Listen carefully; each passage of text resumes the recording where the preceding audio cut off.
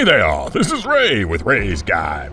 I have many fond memories of my granddad. The neat thing about granddads is that they will tell you advice that is completely true, but for which your dad would regard as inappropriate. For example, my granddad said that the world owes a debt of gratitude to lazy people, for without lazy people, there would be no labor-saving devices. Only a truly dedicated lazy person would go through all the effort to create something new just so that they wouldn't have to work so much. So I've never shied away from looking at an easier way of doing something. And even better if it was also a safer way to get it done. Which brings me to what I'm doing today. A Rappel Radon Olsen Ninetales mission for Crusader security. And true to my granddad's advice, I will be doing it in as lazy and safe a way as possible. These here assignments come from Crusader Security. They'll send you to one of these remote platform clusters. The nearest is Paradise Point, roughly 2,500 kilometers from Austin-Dunlow Spaceport, which is a reminder how much larger Crusader is compared to all those rocket planets. Now you can see as you arrive from the offset of the quantum beacon to the mission marker how sprawling these platform clusters really are. Now, as we approach the tower, there are these numbskulls here. You see that our task is going to be to clear out 15 of them. Now, the expected way to do this would be to park at the landing pad, proceed on foot to defeat the ones that are guarding the entrance of the tower, and then to take the elevator to the roof and to defeat the nine-tailed numbskulls holding up on the roof. Now, I am not going to do that. I'm going to do what my granddad would have called bass-ackwards. Now, to do this, I usually want to pick the smallest ship possible that both has some sort of energy weapons and still has some room in the back for loot. After all, who wants to leave all that marketable nine-tails gear behind? So if I had one available, I'd be flying a Pisces right now, but since I don't, this Drake cutter will need to suffice. Now, one of the main benefits you get from starting on the roof is that emerging from the elevator is usually the most vulnerable point in any of these missions. So the first thing I do is scout around the roof and look for the possible landing places. You're going to have to be landing on the roof here, even if there is no landing pad. This is why the tiniest ship is preferable, because you might be landing on a dance floor or a bit of lawn or a patio. We're also looking for where those nine-tails numbskulls will be making their entrance.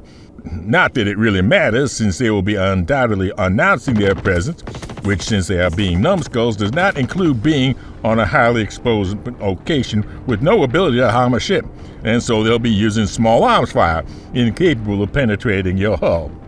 Kinda cute. So I guess this is the time to return fire, and I guess I could land and do it all sporting-like, but as I said, I'm doing this the lazy way. Not that it doesn't mean it isn't challenging. Your targeting computer is all about being able to target ships, so targeting individuals is not within its capabilities. So you get no reticle, no gimbaling, no aim assist, and no enhanced stick precision, which is enough to make you appreciate all those things. You have to go by seeing where your shots are landing and then adjust. But you're mostly just spraying rather than aiming, which is why you want energy weapons so you don't run out of ammunition. Still, the degree of overkill here at work here is both amazing and comical. Don't worry, I'll find them.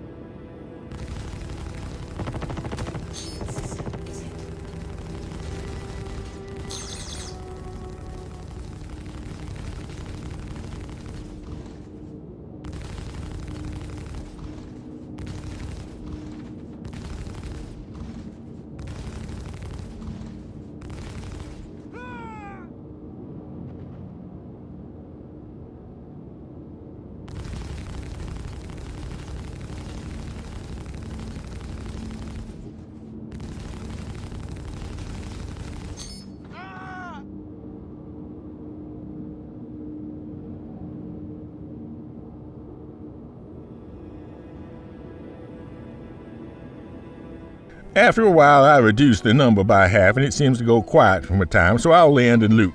But soon I hear some chatter that somebody was still around. Well,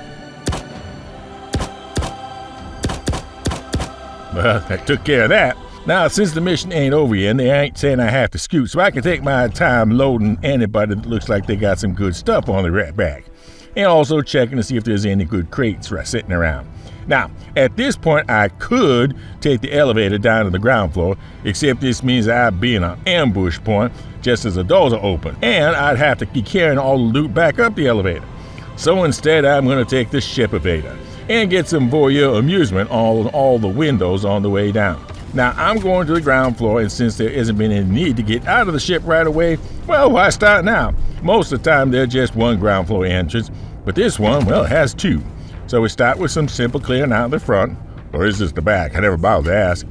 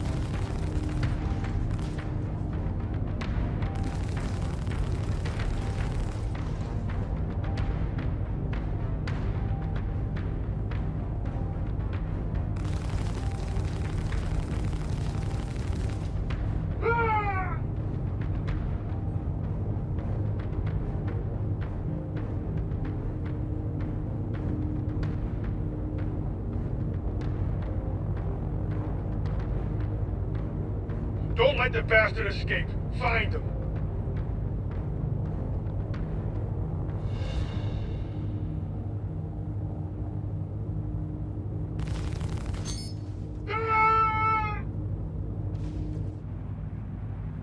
And then come around to the opposite entrance and do the same.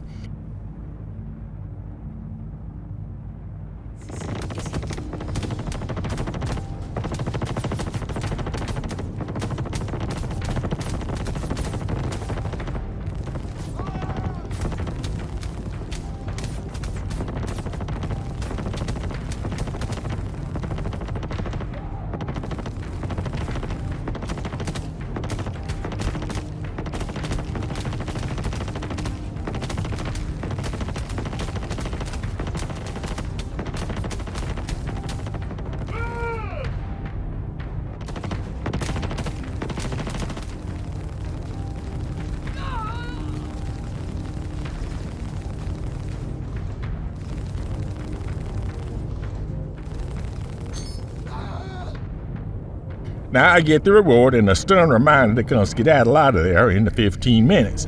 So it's land and use the tractor to load up the rest of anybody who looks like they might be carrying anything valuable. Any weapons, crates, the usual things. So now that I'm sure most of you are comparing this tactic to a processed dairy product, specifically cheese. And this is not mere cheese. This is a family-sized 3-cheese pizza with cheesy stuffed crust and a side order deep-fried mozzarella sticks. It is the ultimate manifestation of the essence of cheesiness, and that mere cheers might somehow aspire to attain it. Fly safe, keep it real, and I'll see you in the verse. This is Ray with Ray's Guide.